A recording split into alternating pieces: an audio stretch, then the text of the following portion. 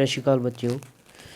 ਅੱਜ ਆਪਾਂ ਤੁਹਾਡੀ ਸਾਇੰਸ ਦੀ ਵਰਕਸ਼ੀਟ ਹੱਲ ਕਰਾਂਗੇ ਅਤੇ ਤੁਸੀਂ ਇਹਨਾਂ ਵਰਕਸ਼ੀਟਾਂ ਨੂੰ ਧਿਆਨ ਨਾਲ ਸਮਝ ਲੈਣਾ, ਕਿਉਂਕਿ ਬਹੁਤ ਕੁਐਸਚਨ ਆ ਜਿਹੜੇ ਤੁਹਾਨੂੰ ਇੱਕ ਇੱਕ ਨੰਬਰ ਦੇ ਇਹਨਾਂ ਵਰਕਸ਼ੀਟਾਂ ਦੇ ਵਿੱਚੋਂ ਪੁੱਛੇ ਜਾਣਗੇ ਅਤੇ ਆਪਣੀ ਵਰਕਸ਼ੀਟ ਪੂਰੀ ਵੀ ਕਰ ਲੈਣੀ ਹੈ। ਠੀਕ ਹੈ ਬੇਟਾ, ਸਟਾਰਟ ਕਰੀਏ। ਪਹਿਲਾ ਚੈਪਟਰ ਪ੍ਰਕਾਸ਼ ਦਾ ਪਰਿਵਰਤਨ ਅਤੇ ਅਪਵਰਤਨ ਦੇ ਵਿੱਚੋਂ ਪਹਿਲੀ ਵਰਕਸ਼ੀਟ ਹੈ ਇਹ। ਦਿੱਤਾ ਗਿਆ ਦਰਪਣ ਉਸ ਵਸਤੂ ਦੇ ਆਕਾਰ ਦਾ ਉਲਟਾ ਪ੍ਰਤੀਬਿੰਬ ਬਣਾਉਂਦਾ ਹੈ। ਇਹ ਦਰਪਣ ਕਿਹੜਾ ਹੋਏਗਾ? ਕਿਹੜਾ ਬੇਟਾ ਜਿਹੜੇ ਉਲਟੇ ਪ੍ਰਤੀਬਿੰਬ ਜ਼ਿਆਦਾ ਬਣਾਉਂਦਾ ਹੈ? ਅਵਤਲ ਦਰਪਣ। ਸਮਤਲ ਦਰਪਣ ਉੱਤਲ ਦਰਪਣ ਸਿੱਧੇ ਪ੍ਰਤੀਬਿੰਬ ਬਣਾਉਂਦੇ ਨੇ। ਨਾਈ ਵਾਲ ਕੱਟਣ ਸਮੇਂ ਕਿਸੇ ਵਿਅਕਤੀ ਦਾ ਸਿੱਧਾ ਅਤੇ ਵੱਡਾ ਪ੍ਰਤੀਬਿੰਬ ਵੇਖਣਾ ਚਾਹੁੰਦਾ ਹੈ। ਉਹ ਆਪਣੀ ਦੁਕਾਨ ਵਿੱਚ ਕਿਸ ਤਰ੍ਹਾਂ ਦਾ ਦਰਪਣ ਇਸਤੇਮਾਲ ਕਰੇਗਾ? ਸਿੱਧਾ ਅਤੇ ਵੱਡਾ ਪ੍ਰਤੀਬਿੰਬ। ਸਿੱਧਾ ਵੀ ਦੇਖਣਾ ਚਾਹੁੰਦਾ ਅਤੇ ਵੱਡਾ ਪ੍ਰਤੀਬਿੰਬ ਵੀ ਦੇਖਣਾ ਚਾਹੁੰਦਾ। ਕਿਹੜਾ ਇਸਤੇਮਾਲ ਕਰੇਗਾ ਬੇਟਾ? ਅਵਤਲ ਦਰਪਣ। ਇਹ ਸਿੱਧਾ ਵੀ ਦਿਖਾਉਂਦਾ ਕੇਸ ਦੇ ਵਿੱਚ, ਉਹਦੇ ਵਿੱਚ ਇਹ ਵੱਡਾ ਪ੍ਰਤੀਬਿੰਬ ਵੀ ਬਣਾਉਂਦਾ ਹੈ। ਤੀਜਾ, ਪ੍ਰਕਾਸ਼ ਦੀ ਇੱਕ ਕਿਰਨ ਜਦੋਂ ਕਿਸੇ ਦਰਪਣ 'ਤੇ ਲੰਬ ਰੂਪ ਵਿੱਚ ਟਕਰਾਉਂਦੀ ਹੈ ਤਾਂ ਆਪਤਨ ਕੋਣ ਅਤੇ ਪਰਿਵਰਤਨ ਕੋਣ ਕਿੰਨੇ ਹੋਣਗੇ ਬੇਟਾ? ਆਪਤਨ ਕੋਣ ਅਤੇ ਪਰਿਵਰਤਨ ਕੋਣ 0 ਡਿਗਰੀ ਹੋਣਗੇ। ਠੀਕ ਹੈ, ਤਾਂ ਐਵੇਂ ਲੰਬ ਰੂਪ ਦੇ ਵਿੱਚ ਟਕਰਾਏਗੀ ਦਰਪਣ ਦੇ ਉੱਤੇ। ਇਹ ਦਰਪਣ ਹੈ, ਇਹਦੇ ਲੰਬ ਰੂਪ 'ਚ ਟਕਰਾਏਗੀ ਤਾਂ ਆਪਤਨ ਕੋਣ ਅਤੇ ਪਰਿਵਰਤਨ ਕੋਣ ਐਵੇਂ ਹੀ ਜਾਏਗੀ ਅਤੇ ਐਵੇਂ ਹੀ ਵਾਪਸ ਆ ਜਾਏਗੀ, ਤਾਂ 0 ਡਿਗਰੀ ਦੇ ਹੋਣਗੇ।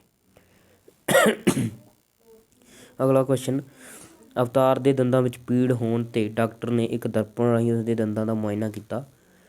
ਡਾਕਟਰ ਵੱਲੋਂ ਕਿਹੜਾ ਦਰਪਣ ਉਪਯੋਗ ਕੀਤਾ ਗਿਆ? ਕਿਹੜਾ ਉਪਯੋਗ ਕੀਤਾ ਗਿਆ ਬੇਟਾ? ਅਵਤਲ ਦਰਪਣ, ਕਿਉਂਕਿ ਉਹ ਵਸਤੂ ਤੋਂ ਪ੍ਰਤੀਬਿੰਬ ਵੱਡਾ ਦਿਖਾਉਂਦਾ। ਅਗਲਾ ਕੁਐਸਚਨ ਪੰਜਵਾਂ, ਅਧਿਆਪਕ ਨੇ ਕਲਾਸ ਵਿੱਚ ਅੱਜ ਵਿਦਿਆਰਥੀਆਂ ਨੂੰ ਦਰਪਣ ਫਾਰਮੂਲੇ ਬਾਰੇ ਦੱਸਿਆ। ਦਰਪਣ ਫਾਰਮੂਲਾ ਕਿਸ ਦਰਪਣ ਲਈ ਇਸਤੇਮਾਲ ਹੁੰਦਾ ਹੈ? ਉੱਤਲ, ਅਵਤਲ, ਸਮਤਲ, ਉਪਰੋਕਤ ਸਾਰੇ।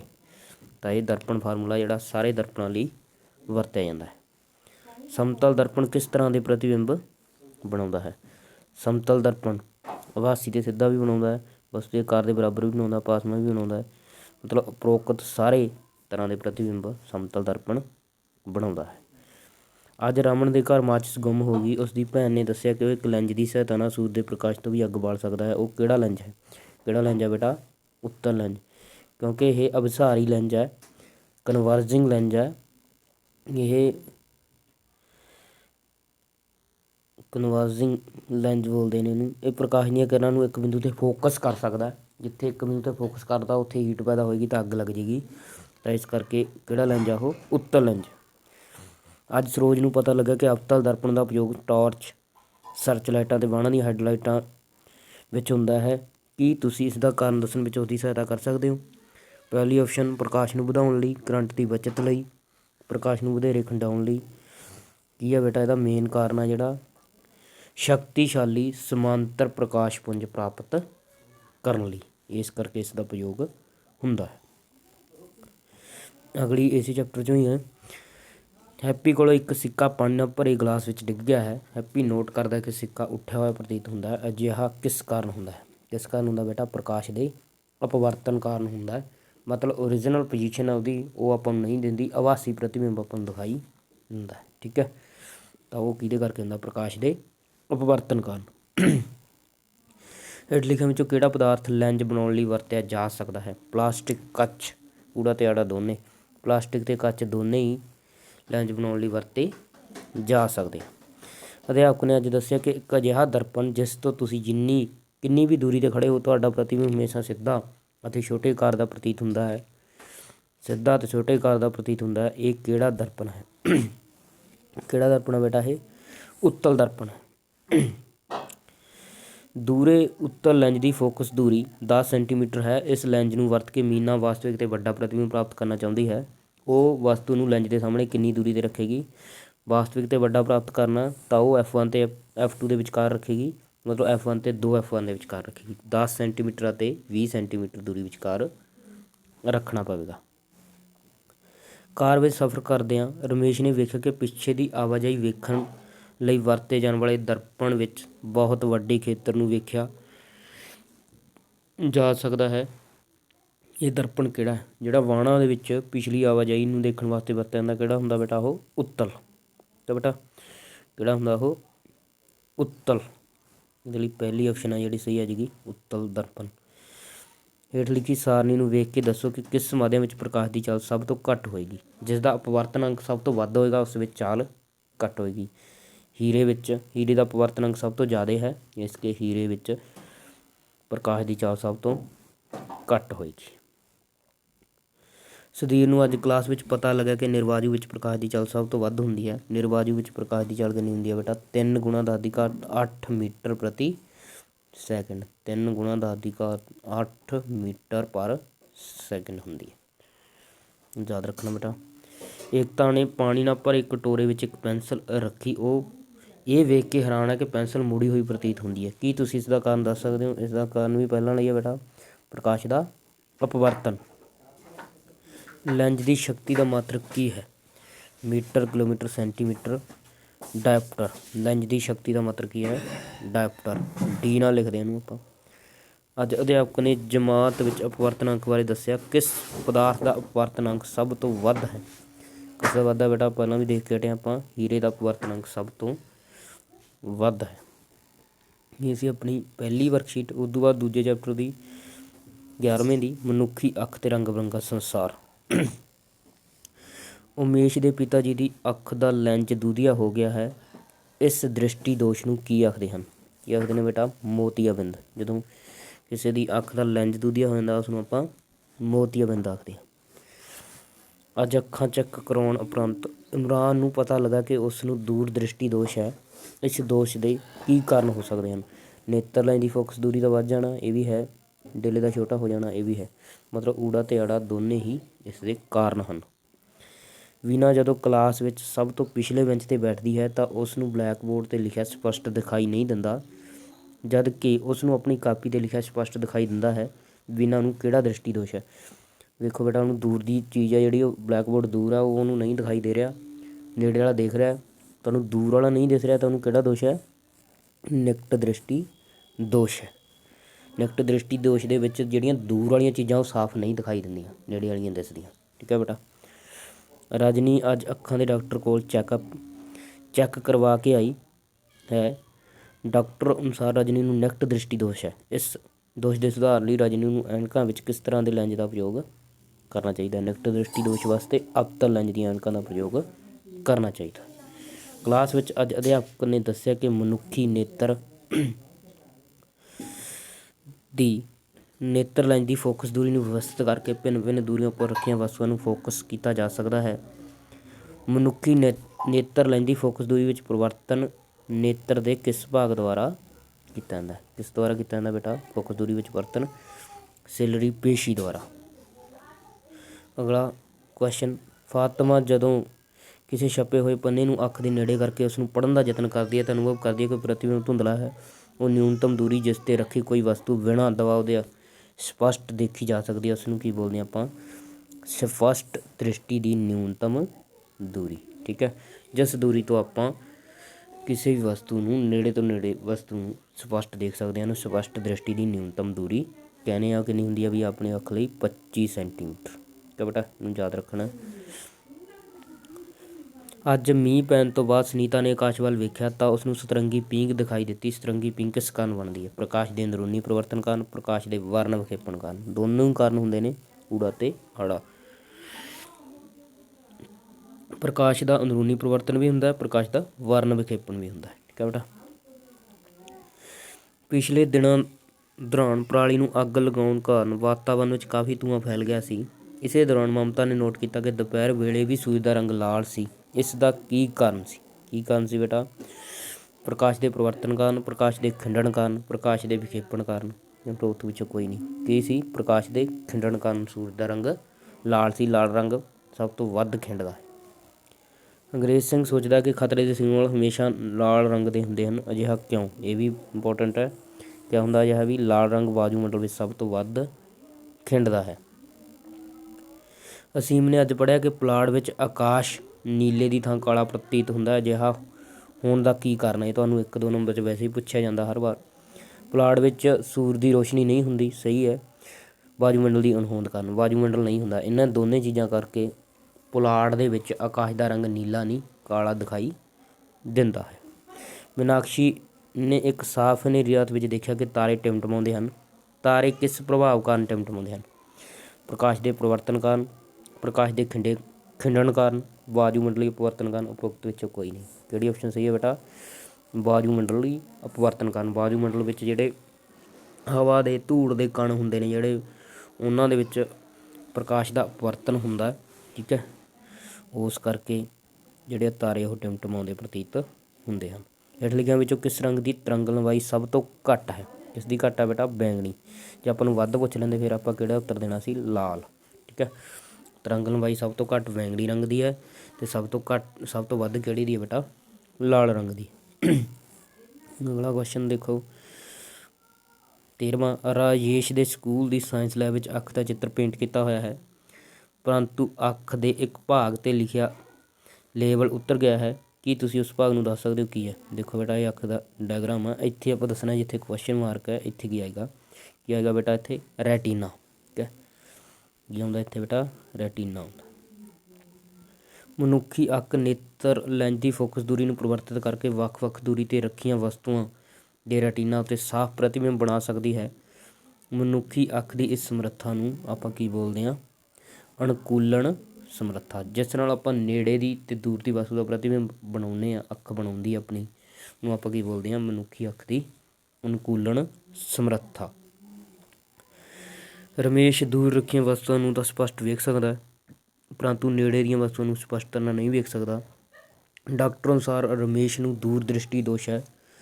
ਉਸ ਦੋਸ਼ ਦੇ ਸੁਧਾਰ ਲਈ ਰਮੇਸ਼ ਨੂੰ ਐਨਕਾਂ ਵਿੱਚ ਕਿਸ ਤਰ੍ਹਾਂ ਦੇ ਲੈਂਜ਼ ਦਾ ਪ੍ਰਯੋਗ ਕਰਨਾ ਚਾਹੀਦਾ ਬੇਟਾ? ਦੂਰ ਦ੍ਰਿਸ਼ਟੀ ਲਈ ਉੱਤਰ ਲੈਂਜ਼ ਦੀਆਂ ਐਨਕਾਂ ਦਾ ਪ੍ਰਯੋਗ ਕਰਨਾ ਚਾਹੀਦਾ ਹੈ। ਅਗਲੀ ਵਰਕਸ਼ੀਟ ਆਪਣੀ ਤੱਤਾਂ ਦਾ ਆਵਰਤੀ ਵਰਗੀਕਰਨ ਚੈਪਟਰ 'ਚੋਂ ਹੈ।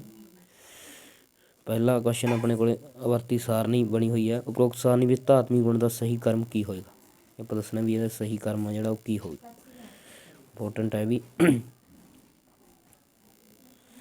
ਦੇਖੋ ਬੇਟਾ ਜਦੋਂ ਆਪਾਂ ਗਰੁੱਪ ਦੇ ਵਿੱਚ ਜਾਂਦੇ ਹਾਂ ਉੱਪਰ ਤੋਂ ਨੀਚੇ ਨੂੰ, ਤਾਂ ਉਦੋਂ ਧਾਤਵੀ ਗੁਣ ਆ ਜਿਹੜਾ ਉਹ ਵੱਧਦਾ ਹੈ, ਠੀਕ ਹੈ। ਅਤੇ ਐਵੇਂ ਇੱਧਰ ਨੂੰ ਜਦੋਂ ਆਪਾਂ ਜਾਂਦੇ ਹਾਂ ਧਾਤਵੀ ਗੁਣ ਘਟਦਾ ਹੈ, ਠੀਕ ਹੈ। ਤਾਂ ਇਸ ਮੁਤਾਬਕ ਸਭ ਤੋਂ ਜ਼ਿਆਦਾ ਹੋਊਗਾ ਪੋਟਾਸ਼ੀਅਮ ਦਾ, ਉਦੋਂ ਘੱਟ ਕਿਹਦਾ ਹੋਏਗਾ ਬੇਟਾ? ਮੈਗਨੀਸ਼ੀਅਮ ਦਾ, ਫਿਰ ਉਦੋਂ ਘੱਟ ਐਲੂਮੀਨੀਅਮ ਦੇ, ਸਭ ਤੋਂ ਘੱਟ ਕਿਹਦਾ ਹੋਏਗਾ? ਬੋਰੋਨ ਦਾ। ਇਸ ਮੁਤਾਬਕ ਇਹ ਪੈਟਰਨ ਬਣੇਗਾ, ਸਭ ਤੋਂ ਵੱਧ ਪੋਟਾਸ਼ੀਅਮ, ਫਿਰ ਮੈਗਨੀਸ਼ੀਅਮ, ਫਿਰ ਐਲੂਮੀਨੀਅਮ ਅਤੇ ਫਿਰ ਬੋਰੋਨ। ਮਤਲਬ ਇਹਦੇ ਲਈ ਪਹਿਲੀ ਆਪਸ਼ਨ ਹੈ ਜਿਹੜੀ ਉਹ ਸਹੀ ਬਣੇਗੀ, ਠੀਕ ਹੈ ਬੇਟਾ।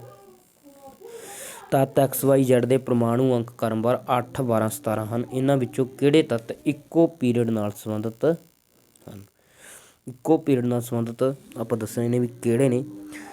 12 ਅਤੇ 17 Y ਅਤੇ Z ਇੱਕੋ ਪੀਰੀਅਡ ਨਾਲ ਸੰਬੰਧਿਤ ਨੇ, ਕਿਉਂਕਿ ਜਿਹਦਾ 12 ਐਟੋਮਿਕ ਨੰਬਰ ਹੈ, ਇੱਕ ਦਾ 13, ਇੱਕ ਦਾ 12 ਪ੍ਰਮਾਣੂ ਅੰਕ, ਇੱਕ ਦਾ 17।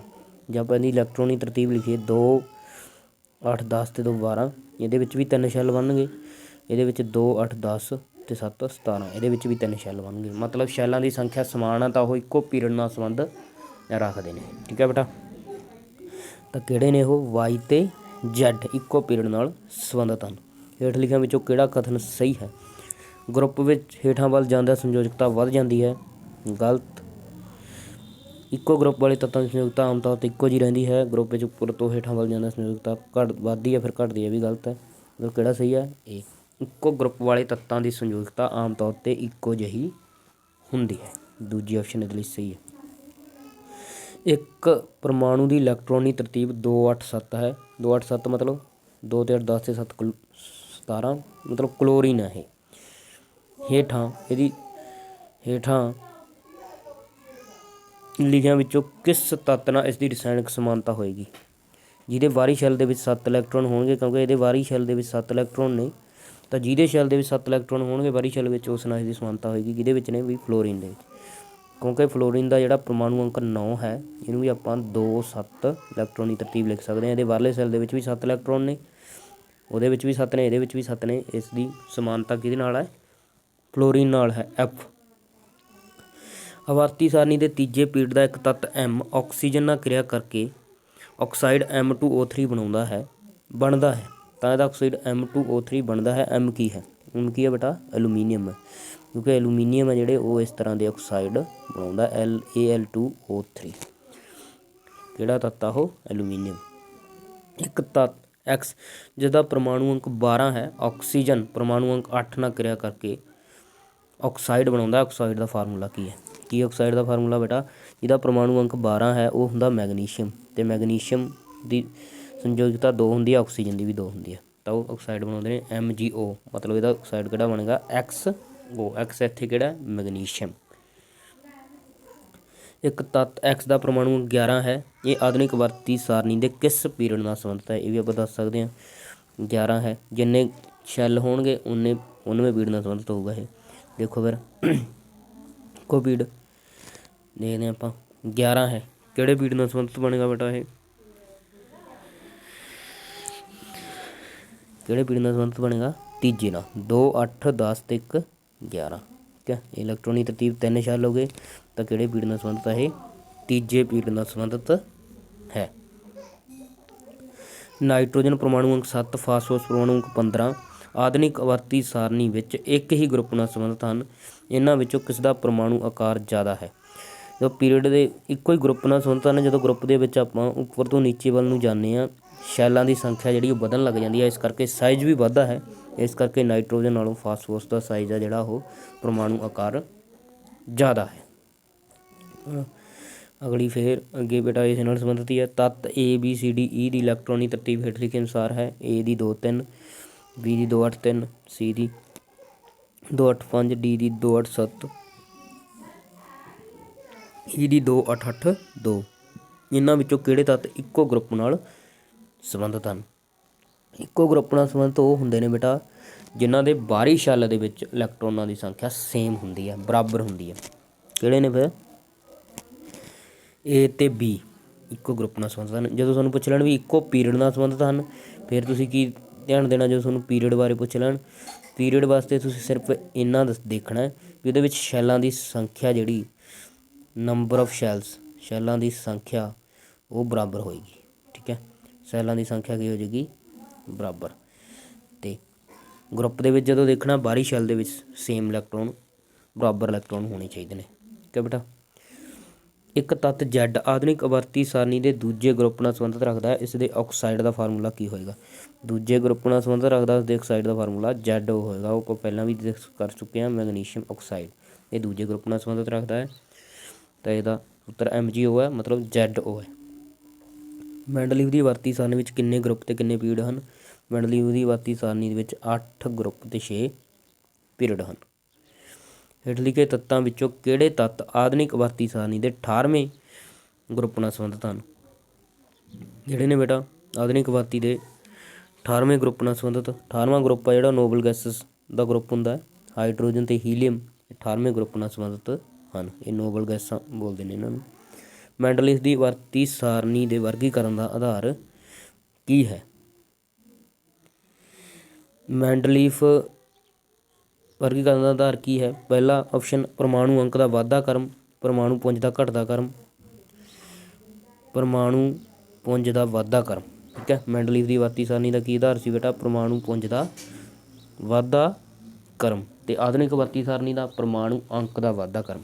ਠੀਕ ਹੈ, ਹੇਠਾਂ ਦਰਜ ਤੱਤਾਂ ਵਿੱਚੋਂ ਕਿਸ ਤੱਤ ਦਾ ਬਾਹਰੀ ਸ਼ੈੱਲ ਪੂਰਾ ਹੈ? ਕਿਸ ਦਾ ਪੂਰਾ ਹੁੰਦਾ ਬਾਹਰੀ ਸ਼ੈੱਲ ਬੇਟਾ? ਨੋਬਲ ਗੈਸਸ ਦਾ। ਕਿਹੜੀ ਹੈ ਨੋਬਲ ਗੈਸ ਇਹਨਾਂ ਦੇ ਵਿੱਚੋਂ? Neon, Ne।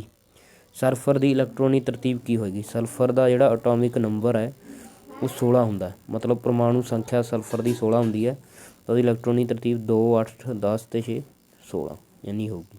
ਦੂਜੀ ਆਪਸ਼ਨ ਇਹਦੇ ਲਈ ਸਹੀ ਬਣੇਗੀ। ਮੈਂਡਲੀਵ ਦੀ ਆਵਰਤੀ ਸਾਰਣੀ ਵਿੱਚ ਕਿਹੜੇ ਤੱਤ ਮੌਜੂਦ ਨਹੀਂ ਹਨ? ਕਿਹੜੇ ਨਹੀਂ ਹਨ? ਵੀ ਨੋਬਲ ਗੈਸਾਂ ਨੂੰ ਕੋਈ ਥਾਂ ਨਹੀਂ ਦੇ ਪਾਇਆ ਸੀ, ਇਸ ਕਰਕੇ ਨੋਬਲ ਗੈਸਾਂ ਹੀਲੀਅਮ ਅਤੇ ਨਿਓਨ ਉਸ ਦੀ ਸਾਰਣੀ ਵਿੱਚ ਮੌਜੂਦ ਨਹੀਂ ਹਨ। ਹੇਠ ਲਿਖੇ ਤੱਤਾਂ ਵਿੱਚੋਂ ਕਿਸ ਤੱਤ ਦੀ ਇਲੈਕਟ੍ਰੋਨੈਗੇਟਿਵਿਟੀ ਰੇਣ ਬਿਜਲੀ ਗੁਣ ਸਭ ਤੋਂ ਵੱਧ ਹੈ? ਇਲੈਕਟ੍ਰੋਨੈਗੇਟਿਵਿਟੀ ਸਾਰੇ ਆਧੁਨਿਕ ਆਵਰਤੀ ਸਾਰਣੀ ਦੇ ਵਿੱਚ ਇਲੈਕਟ੍ਰੋਨੈਗੇਟਿਵਿਟੀ ਸਭ ਤੋਂ ਵੱਧ ਹੈਲੋਜਨ ਗਰੁੱਪ ਦੀ ਹੈ, ਮਤਲਬ ਜਿਹੜਾ ਉਹ ਗਰੁੱਪ 17ਵਾਂ ਹੈ, ਫਲੋਰੀਨ, ਕਲੋਰੀਨ, ਬ੍ਰੋਮੀਨ, ਆਇਓਡੀਨ, ਇਹ ਵਾਲਾ ਇਸ ਗਰੁੱਪ ਦੀ ਸਭ ਤੋਂ ਜ਼ਿਆਦਾ ਹੈ। ਇਹਨਾਂ ਦੇ ਵਿੱਚੋਂ ਵੀ ਸਭ ਤੋਂ ਜ਼ਿਆਦਾ ਫਲੋਰੀਨ ਦੀ ਹੈ। ਤਾਂ ਬੇਟਾ ਧਾਤਾਂ ਕਿਸ ਕਿਸਮ ਦੇ ਆਕਸਾਈਡ ਬਣਾਉਂਦੀਆਂ ਹਨ? ਧਾਤਾਂ ਕਿਸ ਕਿਸਮ ਦੇ ਆਕਸਾਈਡ ਬਣਾਉਂਦੀਆਂ ਹਨ? ਖਾਰੀ। ਠੀਕ ਹੈ, ਧਾਤਾਂ ਤੇਜ਼ਾਬੀ। ਠੀਕ ਹੈ ਬੇਟਾ। ਕਿਸ ਤੱਤ ਵਿੱਚ 3 ਸ਼ੈੱਲ ਹਨ ਅਤੇ ਬਾਹਰੀ ਸ਼ੈੱਲ ਵਿੱਚ 4 ਇਲੈਕਟ੍ਰੋਨ ਭਰੇ ਨੇ? ਪਹਿਲਾਂ ਤਾਂ 3 ਸ਼ੈੱਲ ਨੇ। ਠੀਕ ਹੈ, 1 2 3 ਬਾਹਰੀ ਸ਼ੈੱਲ ਦੇ ਵਿੱਚ 4 ਨੇ। ਆਪਾਂ ਨੂੰ ਪਤਾ ਵੀ ਇਹਦੇ 'ਚ 2 ਹੁੰਦੇ ਨੇ ਪਹਿਲੇ 'ਚ ਅਤੇ ਦੂਜੇ 'ਚ 8 ਹੁੰਦੇ ਨੇ। 2 ਅਤੇ 8 10 ਅਤੇ 4 14। 14 ਪਰਮਾਣੂ ਅੰਕ ਕਿਹਦਾ ਬੇਟਾ? ਸਿਲੀਕਨ ਦਾ। ਸਿਲੀਕਨ ਦਾ ਪਰਮਾਣੂ ਅੰਕ 14 ਹੈ। ਅਗਲੀ ਵਰਕਸ਼ੀਟ ਰਸਾਇਣਕ ਕਿਰਿਆਵਾਂ ਅਤੇ ਸਮੀਕਰਨਾਂ ਦੇ ਵਿੱਚੋਂ ਅਧਿਆਪਕ ਨੇ ਇੱਕ ਪ੍ਰਯੋਗ ਤੋਂ ਪਹਿਲਾਂ ਮੈਗਨੀਸ਼ੀਅਮ ਰਿਬਨ ਨੂੰ ਰੇਗਮਾਰ ਨਾਲ ਸਾਫ਼ ਕੀਤਾ। ਉਸ ਨੇ ਅਜਿਹਾ ਕਿਉਂ ਕੀਤਾ? ਫਸਟ ਆਪਸ਼ਨ ਮੁਲਾਇਮ ਕਰਨ ਦੇ ਲਈ, ਕਾਰਬਨ ਡਾਈਆਕਸਾਈਡ ਦੀ ਪਰਤ ਹਟਾਉਣ ਲਈ, ਮੈਗਨੀਸ਼ੀਅਮ ਆਕਸਾਈਡ ਦੀ ਪਰਤ ਹਟਾਉਣ ਲਈ, ਉਪਰੋਕਤ ਸਾਰੇ। ਕਿਸ ਲਈ ਕੀਤਾ ਵੀ? ਮੈਗਨੀਸ਼ੀਅਮ ਆਕਸਾਈਡ ਦੀ ਪਰਤ ਹਟਾਉਣ ਦੇ ਲਈ, ਕਿਉਂਕਿ ਮੈਗਨੀਸ਼ੀਅਮ ਹੈ ਜਿਹੜਾ ਉਹ ਬਹੁਤ ਜ਼ਿਆਦਾ ਕਿਰਿਆਸ਼ੀਲ ਹੈ। ਉਹ ਵਾਯੂਮੰਡਲ ਦੇ ਵਿੱਚੋਂ ਆਕਸੀਜਨ ਨਾਲ ਕਿਰਿਆ ਕਰਕੇ ਮੈਗਨੀਸ਼ੀਅਮ ਆਕਸਾਈਡ ਬਣਾ ਲੈਂਦਾ ਹੈ। ਉਸ ਕਰਕੇ ਉਹਦੀ ਪਰਤ ਨੂੰ ਹਟਾਇਆ ਜਾਂਦਾ ਰੇਗਮਾਰ ਨਾਲ। ਅਗਲਾ ਕੁਐਸਚਨ, ਮੈਗਨੀਸ਼ੀਅਮ ਰਿਬਨ ਅੱਖਾਂ ਨੂੰ ਝੰਡਿਆਉਣ ਵਾਲੀ ਤੇਜ਼ ਰੋਸ਼ਨੀ ਦਿੰਦਾ ਹੋਇਆ ਜਲਦਾ ਹੈ ਅਤੇ ਚਿੱਟੇ ਪਾਊਡਰ ਵਿੱਚ ਬਦਲ ਜਾਂਦਾ ਹੈ। ਇਸ ਚਿੱਟੇ ਪਾਊਡਰ ਨੂੰ ਕੀ ਬੋਲਦੇ ਹਾਂ ਆਪਾਂ? Magnesium oxide. ਠੀਕ ਹੈ ਬੇਟਾ, ਮੈਗਨੀਸ਼ੀਅਮ ਆਕਸਾਈਡ ਬੋਲਦੇ ਹਾਂ ਉਹਨੂੰ ਆਪਾਂ ਚਿੱਟੇ ਪਾਊਡਰ ਨੂੰ, MgO। ਅਧਿਆਪਕ ਨੇ ਕੋਨੀਕਲ ਫਲਾਸਕ ਵਿੱਚ ਕੁਝ ਦਾਣੇਦਾਰ ਜ਼ਿੰਕ ਲਈ ਉਸ ਵਿੱਚ ਹਾਈਡਰੋਕਲੋਰਿਕ ਐਸਿਡ ਪਾਇਆ। ਰਸਾਇਣਕ ਕਿਰਿਆ ਦੌਰਾਨ ਕਿਹੜੀ ਗੈਸ ਪੈਦਾ ਹੋਈ ਹੋਏਗੀ? ਠੀਕ ਹੈ, ਜ਼ਿੰਕ ਦੇ ਵਿੱਚ ਹਾਈਡਰੋਕਲੋਰਿਕ ਤੇਜ਼ਾਬ ਪਾਇਆ। ਆਪਾਂ ਰਿਐਕਸ਼ਨ ਦੇਖ ਲੈਂਦੇ ਹਾਂ। ਜ਼ਿੰਕ ਦਾ ਕਲੋਰਾਈਡ ਬਣ ਜੂਗਾ, 2 HCl ਲਵਾਂਗੇ ਅਤੇ ਹਾਈਡਰੋਜਨ ਗੈਸ ਆ ਜਿਹੜੀ ਉਹ ਪੈਦਾ ਹੋਏਗੀ। ਠੀਕ ਹੈ ਬੇਟਾ, ਇਹ ਰਿਐਕਸ਼ਨ ਬਣੇਗਾ ਤਾਂ ਕਿਹੜੀ ਗੈਸ ਪੈਦਾ ਹੋਏਗੀ? C ਆਪਸ਼ਨ, ਸੱਸੇ ਵਾਲੀ ਆਪਸ਼ਨ, ਹਾਈਡਰੋਜਨ ਗੈਸ। ਨੇਹਾ ਹੇਠ ਲਿਖੇ ਕਿਸ ਪ੍ਰੀਖਣ ਦੇ ਆਧਾਰ 'ਤੇ ਨਿਰਧਾਰਤ ਕਰ ਸਕਦੀ ਹੈ ਕਿ ਰਸਾਇਣਕ ਕਿਰਿਆ ਹੋਈ ਹੈ? ਅਵਸਥਾ ਵਿੱਚ ਪਰਿਵਰਤਨ, ਰੰਗ ਵਿੱਚ ਪਰਿਵਰਤਨ, ਗੈਸ ਦੀ ਉਤਪਤੀ, ਉਪਰੋਕਤ ਸਾਰੇ। ਇਹਨਾਂ ਦੇ ਵਿੱਚੋਂ ਕੋਈ ਵੀ ਹੁੰਦਾ ਤਾਂ ਆਪਾਂ ਨੂੰ ਪਤਾ ਲੱਗ ਜਾਂਦਾ ਵੀ ਰਸਾਇਣਕ ਕਿਰਿਆ ਹੋਈ ਹੈ। ਜਾਂ ਤਾਂ ਉਹਦੀ ਅਵਸਥਾ ਵਿੱਚ ਪਰਿਵਰਤਨ, ਮਤਲਬ ਉਹ ਪਹਿਲਾਂ ਠੋਸ ਸੀ ਫਿਰ ਦ੍ਰਵ ਹੋ ਗਿਆ, ਜਾਂ ਦ੍ਰਵ ਸੀ ਗੈਸ ਬਣ ਗਈ। ਰੰਗ ਵਿੱਚ ਪਰਿਵਰਤਨ, ਪਹਿਲਾਂ ਕੋਈ ਹੋਰ ਰੰਗ ਸੀ ਬਾਅਦ 'ਚ ਹੋਰ ਰੰਗ, ਜਾਂ ਕੋਈ ਗੈਸ ਨਿਕਲ ਗਈ, ਬੁਲਬੁਲੇ ਬਣ ਗਏ ਨੇ। ਤਾਂ ਉਹਨਾਂ ਸਾਰੇ ਰਿਐਕਸ਼ਨਾਂ ਕਰਕੇ ਆਪਾਂ ਨੂੰ ਪਤਾ ਲੱਗਦਾ ਵੀ ਰਸਾਇਣਕ ਕਿਰਿਆ ਹੋਈ ਹੈ। ਹਰਮੀਤ ਨੇ ਨੋਟ ਕੀਤਾ ਕਿ ਉਸਦਾ ਚਾਂਦੀ ਦਾ ਕੜਾ ਕਾਲਾ ਪੈ ਗਿਆ। ਕੀ ਤੁਸੀਂ ਦੱਸ ਸਕਦੇ ਹੋ ਇਸਦਾ ਕੀ ਕਾਰਨ? ਕੀ ਕਾਰਨ ਬੇਟਾ ਕਾਲਾ ਹੋਣ ਦਾ? ਉਹਨੂੰ ਕੀ ਹੋ ਗਿਆ? ਖੋਰ ਹੋ ਗਿਆ, ਉਹਦਾ ਖੋਰਨ ਕਾਰਨ। ਅਗਲਾ, ਸ਼ਾਲੂ ਨੇ ਨੋਟ ਕੀਤਾ ਕਿ ਚਿਪਸ ਦੇ ਪੈਕਟ ਫੁੱਲੇ ਹੋਏ ਹੁੰਦੇ ਹਨ। ਅਧਿਆਪਕ ਤੋਂ ਪੁੱਛਣ 'ਤੇ ਅਧਿਆਪਕ ਨੇ ਦੱਸਿਆ ਕਿ ਚਿਪਸ ਦੇ ਪੈਕਟ ਵਿੱਚ ਖਾਸ ਗੈਸ ਭਰੀ ਹੋਈ ਹੁੰਦੀ ਹੈ। ਉਸ ਗੈਸ ਦਾ ਨਾਮ ਕੀ ਹੈ? ਕਿਹੜੀ ਗੈਸ ਆ ਬੇਟਾ ਜਿਹੜੇ ਚਿਪਸ ਦੇ ਪੈਕਟਾਂ 'ਚ ਭਰੀ ਹੁੰਦੀ ਹੈ? Nitrogen gas. ਠੀਕ ਹੈ, ਆਕਸੀਜਨ ਗੈਸ ਨੂੰ ਬਾਹਰ ਕੱਢ ਕੇ ਨਾਈਟ੍ਰੋਜਨ ਗੈਸ ਭਰੀ ਹੁੰਦੀ ਹੈ ਤਾਂ ਕਿ ਉਹਦਾ ਆਕਸੀਕਰਨ ਨਾ ਹੋ ਸਕੇ। ਮੋਹਿਨੀ ਨੂੰ ਅਧਿਆਪਕ ਨੇ ਸੰਤੁਲਿਤ ਰਸਾਇਣਿਕਰਨ ਦੀ ਮਹੱਤਤਾ ਸਮਝਾਈ ਹੈ। ਹੇਠ ਲਿਖਿਆਂ ਵਿੱਚੋਂ ਕਿਹੜੀ ਸੰਤੁਲਿਤ ਰਸਾਇਣਿਕ ਸਮੀਕਰਨ ਹੈ ਜਿਹਦੇ ਵਿੱਚ ਅਭਿਕਾਰਕ ਦੀ ਸੰਖਿਆ ਉਤਪਾਦਾਂ ਦੇ ਬਰਾਬਰ ਹੋਵੇ? ਅਭਿਕਾਰ ਅਤੇ ਉਤਪਾਦ ਆ ਜਿਹੜੇ ਬਰਾਬਰ ਹੋਣ, ਜਿੰਨੇ ਭਾਗ ਲੈਂਦੇ ਨੇ ਉਨੇ ਹੀ ਬਣਨ ਬਾਅਦ 'ਚ। ਠੀਕ ਹੈ, ਆਪਾਂ ਦੇਖਦੇ ਹਾਂ। ਰਿਐਕਟੈਂਟ ਪ੍ਰੋਡਕਟ ਸੇਮ ਹੋਣੇ ਚਾਹੀਦੇ ਨੇ। ਮੈਗਨੀਸ਼ੀਅਮ ਇੱਥੇ 1 ਹੈ, ਇੱਥੇ ਵੀ 1 ਹੈ। ਠੀਕ ਹੈ ਬੇਟਾ, ਇੱਥੇ ਆਕਸੀਜਨ 2 ਨੇ, ਇੱਥੇ 1 ਹੈ ਤਾਂ ਇਹ ਰਸਾਇਣਿਕ ਸਮੀਕਰਨ ਨਹੀਂ ਹੈ। ਇੱਧਰਲੇ ਪਾਸੇ ਤਾਂ 2 ਲੱਗੀਆਂ, ਇੱਧਰ 1 ਲੱਗੀ ਹੈ, ਸਮੀਕਰਨ ਨਹੀਂ ਹੈ ਸੰਤੁਲਿਤ। ਅਗਲੀ, ਇੱਥੇ ਆਇਰਨ 1 ਹੈ, ਇੱਥੇ ਆਇਰਨ ਆ ਜਿਹੜੇ ਉਹ 3 ਨੇ। ਠੀਕ ਹੈ, ਇਹ ਰਸਾਇਣਿਕ ਸਮੀਕਰਨ ਸੰਤੁਲਿਤ ਨਹੀਂ ਹੈ। ਇੱਥੇ ਦੇਖੋ, ਇੱਥੇ ਕਾਰਬਨ 1 ਹੈ, ਇੱਥੇ ਵੀ ਕਾਰਬਨ 1 ਹੈ, ਆਕਸੀਜਨ 1 ਹੈ, ਇੱਥੇ ਵੀ ਆਕਸੀਜਨ 1 ਹੈ, ਹਾਈਡਰੋਜਨ 4 ਨੇ, 2 ਦੂਣੀ 4, ਇੱਥੇ 1 ਇਹ ਪਈ ਹੈ, 3 ਇਹ ਪਈਆਂ, 4 ਨੇ। ਮਤਲਬ ਇਹ ਰਸਾਇਣਿਕ ਸਮੀਕਰਨ ਸੰਤੁਲਿਤ ਹੈ। ਕੱਲਾ ਕੱਲਾ ਆਪਾਂ ਦੇਖਾਂਗੇ ਐਲੀਮੈਂਟ, ਕੱਲਾ ਕੱਲਾ ਤੱਤ ਚੈੱਕ ਕਰਾਂਗੇ ਵੀ ਜਿੰਨੇ ਇੱਕ ਪਾਸੇ ਨੇ ਉਨੇ ਹੀ ਦੂਜੇ ਪਾਸੇ ਹੋਣੇ ਚਾਹੀਦੇ ਨੇ। ਇਹ ਰਸਾਇਣਿਕ ਸਮੀਕਰਨ ਸੰਤੁਲਿਤ ਹੋਏਗੀ। ਅੱਜ ਰੋਹਿਤ ਨੇ ਪੜ੍ਹਿਆ ਕੁਝ ਰਸਾਇਣਿਕ ਕਿਰਿਆਵਾਂ ਵਿੱਚ ਉਤਪਾਦਾਂ ਦੀ ਉਤਪਤੀ ਦੇ ਨਾਲ ਨਾਲ ਤਾਪ ਊਰਜਾ ਵੀ ਪੈਦਾ ਹੁੰਦੀ ਹੈ ਜਿਸ ਕਾਰਨ ਮਿਸ਼ਰਣ ਗਰਮ ਹੋ ਜਾਂਦਾ ਹੈ। ਇਹ ਕਿਸ ਕਿਸਮ ਦੀ ਰਸਾਇਣਿਕ ਕਿਰਿਆ ਹੈ? ਜਿਹਦੇ ਵਿੱਚ ਤਾਪ ਪੈਦਾ ਹੁੰਦਾ, ਕਿਸ ਕਿਸਮ ਦੀ ਹੁੰਦੀ ਹੈ ਬੇਟਾ? ਤਾਪ ਨਿਕਾਸੀ। ਨਿਖਲ ਦੇ ਪਿਤਾ ਜੀ ਨੂੰ ਘਰ ਵਿੱਚ ਸਫੈਦੀ ਕਰਾਈ। ਨਿਖਲ ਨੇ ਦੇਖਿਆ ਕਿ 2 3 ਬਾਅਦ ਦੀਵਾਰਾਂ 'ਤੇ ਚਮਕ ਆ ਗਈ ਹੈ। ਅਜਿਹਾ ਕਿਆ ਹੁੰਦਾ? ਅਜਿਹਾ ਕਿਆ ਹੁੰਦਾ ਬੇਟਾ? ਕੈਲਸ਼ੀਅਮ ਕਾਰਬੋਨੇਟ ਦੇ ਨਿਰਮਾਣ ਕਰਕੇ। ਜਿਹੜਾ ਸਫੇਦੀ ਕੀਤੀ ਜਾਂਦੀ ਹੈ ਉਹ ਕੈਲਸ਼ੀਅਮ ਹਾਈਡਰੋਕਸਾਈਡ ਹੁੰਦਾ। ਬਾਅਦ ਦੇ ਵਿੱਚ ਉਹ ਕੈਲਸ਼ੀਅਮ ਹਾਈਡਰੋਕਸਾਈਡ ਕਾਰਬਨ ਡਾਈਆਕਸਾਈਡ ਅਤੇ ਪਾਣੀ ਨਾਲ ਕਿਰਿਆ ਕਰਕੇ ਕੈਲਸ਼ੀਅਮ ਕਾਰਬੋਨੇਟ ਬਣਾ ਹੁੰਦਾ, ਜਿਹਦੇ ਕਾਰਨ ਸਫੇਦੀ ਚਮਕ ਆ ਜਾਂਦੀ ਹੈ। ਠੀਕ ਹੈ, ਕੈਲਸ਼ੀਅਮ ਕਾਰਬੋਨੇਟ ਦੇ ਨਿਰਮਾਣ ਕਰਕੇ। ਪਲਕ ਨੇ ਸਿੱਖਿਆ ਕਿ ਵਨਸਪਤੀ ਪਦਾਰਥਾਂ ਦੀ ਅਪਘਟਨ ਕਿਰਿਆ ਦੇ ਨਤੀਜੇ ਵਜੋਂ ਕੰਪੋਸਟ ਦਾ ਬਣਨਾ ਰਸਾਇਣਿਕ ਕਿਰਿਆ ਦੀ ਉਦਾਹਰਨ ਹੈ। ਇਹ ਕਿਸ ਕਿਸਮ ਦੀ ਰਸਾਇਣਿਕ ਕਿਰਿਆ ਦੀ ਉਦਾਹਰਨ ਹੈ? ਅਪਘਟਨ ਕਿਰਿਆ ਦੇ ਵਿੱਚ ਤਾਪ ਨਿਕਾਸੀ ਹੁੰਦੀ ਹੈ। ਅਪਘਟਨ ਕਿਰਿਆ ਦੇ ਵਿੱਚ ਹੁੰਦਾ ਜਿਹੜਾ ਬੇਟਾ ਇਹ